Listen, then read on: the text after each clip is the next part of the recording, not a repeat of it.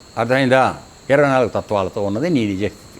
ఇక దీనికి వచ్చేటప్పటికి కార్యకారణాలు 24, పురుషుడు ఒకడు, ఈశ్వరుడు ఒకడు. పురుషుడు అంటే నీవు జీవుడు. ఇప్పుడు నువ్వు నేను రాజు రాజు అని డ్యాన్స్ చేస్తున్నావే, ఆడు పురుషుడు అంటే జీవుడు. తర్వాత ఈశ్వరుడు చెప్పగా అసలు నిజమైన తత్వ అది. సో ఇవి కలిపితే ఏమైంది? 24 + 2 26. సో ఆ విధంగా కొంతమందికి యోగ సాధనలో అర్థమైంది కాబట్టి ఇవి 26 అన్నాడు వాడు. తప్పంటాను వీళ్ళే, వాడు యోగంలో చేస్తే వాడికి తెలిసింది అది. వాడు ఎలా చూశాడో అలా అర్థమైందిరా నాన్న. తర్వాత ఈశ్వరుడు మొత్తం 26 తత్వాలు లెక్కగట్టారు. మొత్తం 25 తత్వాలు అని చెప్పేవారు ఇలా చెప్తారు. 25 ఉన్నాయని చెప్పేవాళ్ళు ఎలా చెప్తారంటే, శరీరంలోని జీవుడికి అంటే పురుషుడని ఇప్పుడు అన్నామే, ఆ జీవుడికి ఈశ్వరుడికి కొంచెం కూడా భేదం లేదు. అంటే జీవుడు అన్నవాడు ఎప్పుడూ లేడు,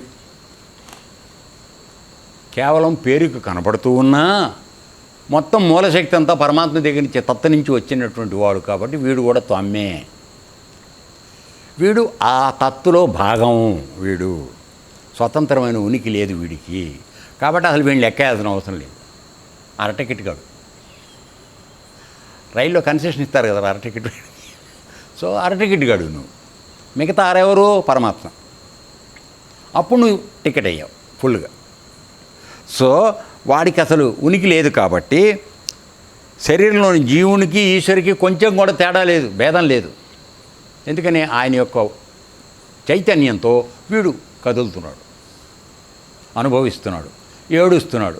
ఇవన్నీ ఈ మళ్ళీ శరీరంలో ఉన్న ఇంద్రియాలు వీటన్నీ కలుపుకుని, అరే ఇదంతా జరుగుతూనే ఉందిరా, నాదేమున్నది, నేను పాత్ర పోషించడానికి వచ్చాను. నిన్న మనకు మహానుభావుడు మాట్లాడాడు కదా, అంత సాక్షిగా ఉంటున్నానని చెప్పేసి. ఆ విధంగా ఉండడం అలవాటు చేసుకుంటే నీ కోపం ఎందుకు వస్తుందా? రావడానికి వీల్లేదు కదా. అందుకని ఆయన ఏమంటున్నాడు, వాళ్ళిద్దరికీ భేదం లేదు కనుక అలా వాళ్ళు విడిగా ఉన్నారని భేదం కల్పించడం వ్యర్థం అంటున్నాడు. జీవుడు వేరు దేవుడు వేరు అని చెప్పడం తప్పు. కాబట్టి జీవుడిని అసలు ఇగ్నోర్ చేయి, ఉన్న దేవుడే. అప్పుడు ఏమైంది? 24 తత్వాలు ప్లస్ ఉన్న ఆధారంగా ఉన్నది పరమాత్మ. అందుకని 25. దాన్నే పంచీకరణ అన్నారు. పంచభూతాలని పంచీకరణ చేస్తే వచ్చే 24 + 1 25. లేవు. ఎందుకని?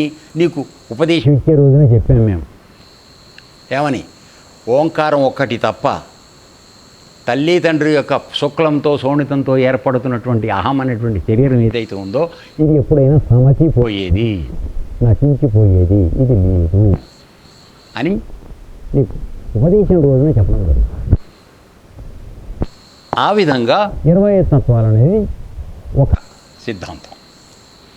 ఇలా అర్థం చేసుకున్నాడు, ఇలా అర్థం చేసుకుంటున్నాడు. ఏమండి?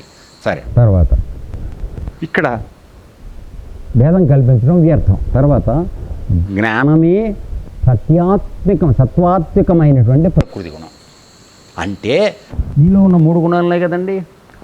ఆ సత్వగుణము అది గనక సత్వంగా ఉంటే, ఆ గుణం సత్వంగానే ఉంటే అది యాక్చువల్గా ప్రకృతిలో దాని గుణం అలా ఉండాలి. సత్వగుణంలో ఉన్నది జ్ఞానమే, అది జ్ఞానం అవుతుంది. ఎందుకు జ్ఞానం అవుతుందన్న? ఎందుకు జ్ఞానం అన్నాడు దాన్ని అంటే, నీవు రజోగుణంలో ఉన్నప్పుడేమో నీ ఎంపర్లాట్లో ఉంటావు, పొట్ట కుప్పలు కదా.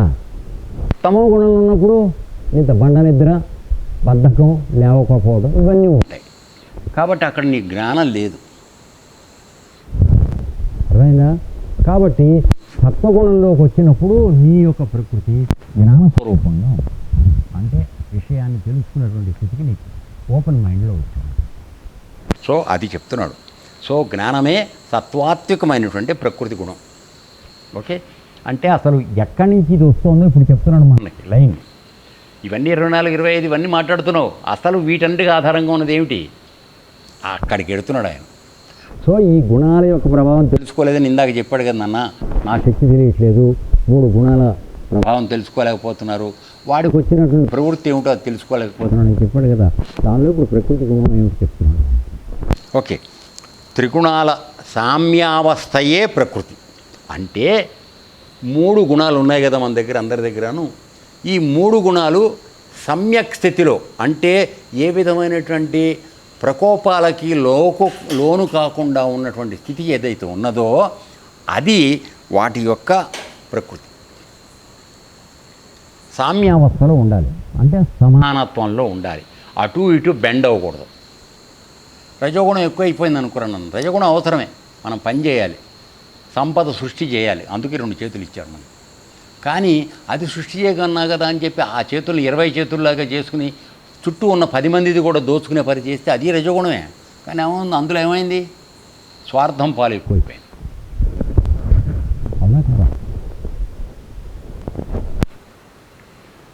అలాగే తమో గుణం కావాలి. తమో గుణం లేకపోతే రెస్ట్ తీసుకోకపోతే శరీరం పనిచేయదు. ప్రతిరోజు అవి ఒక 8 గంటల ఇంద్రియాలు అవయవాలన్నీ కూడా రెస్ట్ తీసుకోవాలి. దానికోసం నీకు తమో గుణం పెట్టాడు. అది నువ్వు 12 గంటలు పడుకుంటానంటే బద్ధకాన్ని పెడుతోంది. అనగా నువ్వు తమో గుణం ప్రభావంతో రజోగుణంలోకి రావట్లా. నువ్వు రజోగుణం రాందే నువ్వు సంపదను తయారు చేయట్లా. నువ్వు సంపద తయారు చేయకపోతే నీకు తినడానికి అధికారం. 2 చేతులు 1 నోరు. అర్థమవుతుందన్నా?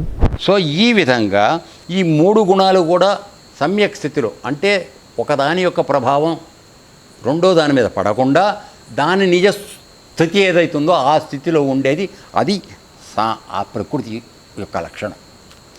కనుక సత్వరజస్తమో గుణాలు ఆత్మవి కావు. అంటే ఇప్పుడు మనం మాట్లాడుతోంది ప్రకృతిలోంచి వచ్చినాయని చెప్తున్నాం కదా నాన్న. ప్రకృతి ఎలా ఏర్పడింది చెప్పాను కదా, పంచమహాభూతాలు ప్లస్ మన 3 మనసు చిత్తం అహం ఉన్నాయి కదా, దీంతో మూల ప్రకృతి ఏర్పడుతోంది. సో ఇందులో ఉన్నటువంటి 3 గుణాల యొక్క ప్రభావం వాటి సమ్యక్ స్థితిలో కనుక ఉంటే అవి నీ యొక్క క్యారెక్టర్ని లేకపోతే బిహేవియర్ని, నీ ప్రవర్తనని అది పాడు చేయట్లా. కాబట్టి ఇవన్నీ కూడా దేనికి వస్తున్నాయి, పరమాత్మ నుంచి వచ్చినటువంటి త్వమ్లోంచి వచ్చినవి ఇవన్నీ కూడా. ఇప్పుడు గుణాలన్నీ ఎవరికి ఉన్నాయి అయ్యా? పరమాత్మకు ఉన్నాయా, మనకున్నాయా? కాబట్టి మనం ఎవరు? మనం తొమ్మే కదా.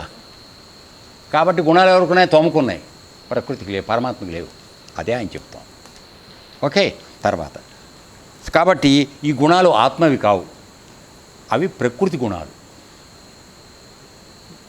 కొద్దిగా వెళ్తుందా లోపలికి? ఇంకేమన్నా అనుమానంగా ఉందా? రైట్. ఈ గుణాల ద్వారా జగత్తు ఉత్పత్తి, స్థితి, లయం జరుగుతున్నాయి. ఈ 3 గుణాలు ఏమనుకున్నామండి? ఉత్పత్తి, స్థితి, లయం. అంటే నీవు దీనిలో సత్వగుణంలో ఉన్నప్పుడు నీకు మామూలుగా బ్రహ్మస్థితిలో నువ్వు వెళ్ళిపోతున్నావు, ఆనందంలో ఉంటున్నావు, తద్దీంట్లో ఉంటున్నావు. రజోగుణం వచ్చినప్పుడు స్థితికి వెళుతున్నావు, తమో గుణంకి వచ్చి లయంలోకి వెళ్ళిపోతావు. అర్థమైందన్న? కాబట్టి ఈ 3 రకాల జరిగేటువంటి మార్పులు ఏవైతే ఉన్నాయో ఇవన్నీ కూడా ప్రకృతి గుణాల యొక్క స్వభావం, కానీ దీనికి ఆత్మకు సంబంధం లేదు. ఇప్పుడు ఊరికి ఉదాహరణ చెప్పుకుందాం. ఓ కుక్క 4 పిల్లలను పెట్టింది అనుకో, చెప్పాలి మరి, ఉదాహరణ చెప్తే కానీ మనకు అందుకోదు. అవి తల్లిలోంచే వచ్చినాయి. పాలు తాగేటప్పుడు మాత్రం 4 తల్లి మీద పడిపోయి తాగుతూ ఉంటాయి. తాగిన తర్వాత ఒళ్ళు పొగరు వస్తుంది, అనగా శక్తి వచ్చినప్పుడు ఈ 4 కొట్టుకుంటూ ఉంటాయి, తల్లికి రాదు. చూసి చెప్పండి మరి, అయ్యా కరెక్టా కాదా? ఇప్పుడు ఆ గుణం తల్లిదా పిల్లలదా? ఓకేనా? రైట్. సో ఈ గుణాల ద్వారా జగత్తు ఉత్పత్తి, స్థితి, లయం జరుగుతున్నాయి. కాబట్టి నువ్వు సామ్యావస్థితిలో ఉన్నది జ్ఞానం అని అంటున్నావే, అది కూడా ఆత్మది కాదు. ఎందుకంటే అక్కడికి నువ్వు దీంట్లో ఉన్నటువంటి సాత్విక స్థితిలో ఉన్నటువంటిది జ్ఞానం అని అనంటే అక్కడ తర్వాత ఏమీ లేదని అర్థం వస్తుంది కదా, అదే జ్ఞానం అంటే. కానీ ఆ జ్ఞానస్థితి కన్నా అవతల ఉన్నాడు ఆయన. ఎందుకని? ఈ 3 ఆయనలోంచే పుట్టినాయి. కాబట్టి ఆయన అక్కడికి వెళ్ళేట్టు ఆగిపోతాడు. కాబట్టి ఇవి కూడా గుణాలకు సంబంధించినవే, ఆత్మకి సంబంధం లేదు. అది ఆత్మగుణం కాదు, ప్రకృతి యొక్క గుణమే. ఓకే, ఇంతవరకు ఏమైనా కొద్ది క్లారిటీ వచ్చిందా? లేదా వచ్చినట్టుగా ఉందా? Right, okay.